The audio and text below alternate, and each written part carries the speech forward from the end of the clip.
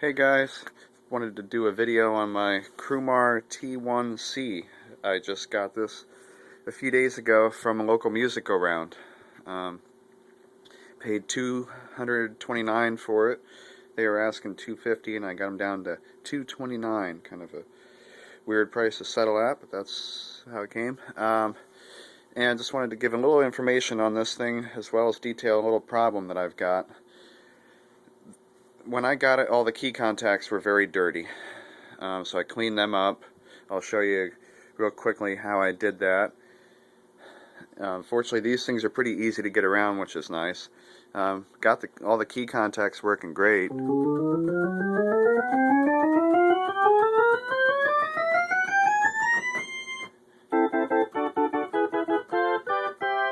I actually can't believe how well it works now compared to how staticky it was before. I probably should have done a before video on it because it was pretty crusty. It just clearly hadn't been used in quite a while, and these are the kind of key contacts, sort of like you'd see on an older organ console, where they arc a little bit. That actually has just a little bit of a spark every time it makes connection, and after a while that starts to make it black. You get that carbon buildup, and that's what interferes. But fortunately, just like an old organ, you can get in here and actually clean them. First thing is you have some screws you take off in the top here. I've already taken everything out to make it quicker here. One there, and then one on either side of the drawbars, and there, and then another one here. Mine is actually missing the middle two, the ones on either side of the drawbars. It just has the ones on the end. Probably because, just like an old Fiat, you're going to be spending a lot of time under the hood of this thing.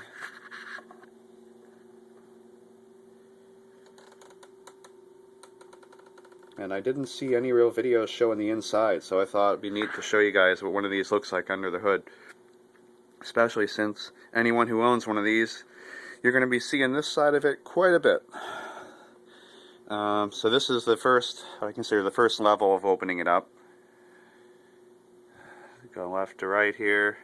Here's the board for the rotating sound system. And you got a secondary circuit board underneath there. I'm still learning what does what here, but I'm going to have to get pretty acquainted pretty soon here because I developed a problem. Here's another circuit board. These are all your switches for the bass. So this is probably the circuit board for the bass right there, I'm guessing. Which is your bottom octave. I got the, let me turn the additional organ off. Power supply. Again, I'm not as electronically knowledgeable as some of the people out there. So, like I said, I'm still learning. I think these are a bunch of little edge connectors here. Each one has a similar type of connector to like a PCI or ISA board in a computer. So they just slide in. A lot of potential for dust to give you issues through there. When I first got this thing, it was dust bunnies everywhere. I blew the whole thing out. I didn't have one of those cans or anything, so I just blew it out with my mouth. And the manual lifts up here too. To get this up, you pull out 3 screws from underneath. Mine was missing the middle one, but the screws are about this size. Just give you an idea of what you'd be looking for. Just simple wood screws. They really should be machine screws. It's kind of funny they use wood screws everywhere. And it just lifts up.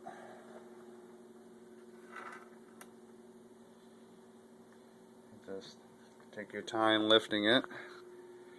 But this is what makes it feel like an organ console, I think, is the way all that opens up. I used to work for a pipe organ servicing company for 5 years, so I've spent a lot of time inside organ consoles, and this doesn't feel that different. It's not quite made to that standard, but for a keyboard, it's pretty old-fashioned in its design. I won't say everything's well made, because it's not, but it is old-fashioned, if nothing else. One example is the lacing. How all this stuff is wrapped up. I think it's like a cotton or something. I don't know the exact material the lacing is made out of, but we used to do this with the pipe organ company, running all the wires for the manuals, and for the whole console is wired this way. And this is done very much the same way as you'd see inside an organ console. individually laced, every single wire comes off. It really helps to keep everything in place, so that's pretty cool. Individual capacitors for each node. It's very, very modular. No CPU, no microprocessor and integrated circuits. It's all large-scale circuit boards, but this is 1981, so that's not surprising. I cleaned the key contacts by using, you can't really see it too well because of my crappy phone, but I'll show you the bus bar and the base so that you can see this better.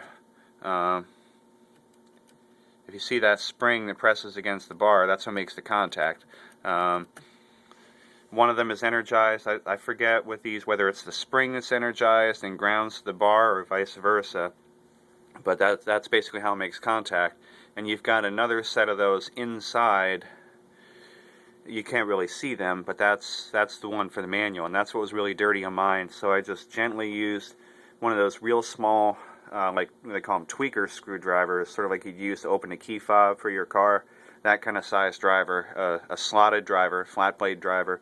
Gently slid it against the spring, and it sort of like cleans off that black carbon. You can see it clean up, and I did this with it on. You press the key down, you can hear it making contact, and you can actually use the screwdriver to bridge the two, and it'll play as you're cleaning it, even though you're not pressing the key down. You gently move it back and forth, and that cleans that carbon off and gets it really playing great. So that's what I did. I got all that playing well. Problem I ran into is I put everything back together, and the bass is on right now, and nothing. So somehow, in opening this and cleaning and doing what I did, I broke it. So first thing I did is checked all the little wires, the feed wire, that yellow feed wire for the base bus bar. There's a brown wire on the other side there that feeds the other side of it. All that is good on the bus bar itself. I guess I'll have to try to trace them out. I want to get a meter and measure the voltage on the bus bars. Like I said, I'm not sure if it's the bar that's energized or the springs. I'm hoping it's the bar is what's energized, and it sends the voltage over to the spring. Because if so, that might mean I have a broken wire if the bus bar isn't getting anything. Worst case, I might have to run a new wire. These old wire looms are very brittle. They really are. I don't even like to touch it. I mean, it's 40-year-old wiring, and the reality is this stuff is not as elastic as it used to be. A ton of these white plastic connectors called Molex connectors. I tried to clean her. I tried to make sure that they're all tight. I didn't mess with them. I didn't take anything off and get in there and try to do cleaning or any of that, because I really feel like you are inviting more trouble than good.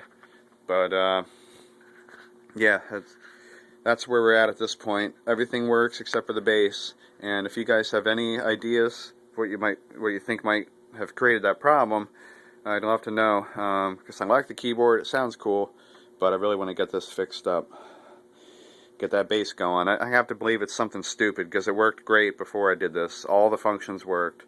It's not like I just lost. If I lost one or two notes, I'd say maybe I lost a transistor, because it's probably a transistor octave divider system. But I lost the whole thing. No crackling, no nothing. So I'm wondering if it's a cable or connection. If anyone has any ideas, you know how these things work, please leave a comment below. Any resources that you know of that I could try to check out that would be helpful, I'd definitely appreciate it. And I'll try to make more follow-up videos, try to show you guys more about this. Hopefully I get it back working right. I'm going to hook it up to a big cabinet, try to play it. Right now I'm just using these JBL speakers, the gray ones. They're actually X-Theater surround speakers. They're pretty cool. So I use that for the top, and then old school Yamaha subwoofer with an Eminence Kilomax in it. That definitely does good for the bottom end. When that bass was still working, it was a blast. So, all right, thanks.